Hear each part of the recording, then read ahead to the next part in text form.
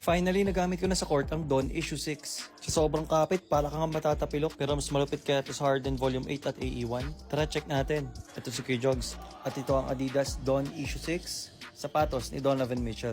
Unahin natin ang traction. Malakas at loud ang squeak niya, especially dito sa wooden court. Tapos sa laterals naman, grabe yung kapit nito. Sa sobrang kapit, kala ko matatapilok ko sa ibang takes ko dito. Top tier ang traction. At ang maganda pa, hindi siya kinakapitan ng dust. Halos di mo na kailangan magpunas. Kaya naman ang traction ay 100 out of 10. Ibang klase yung traction. Moving on naman sa comfort, masarap naman siya sa paa.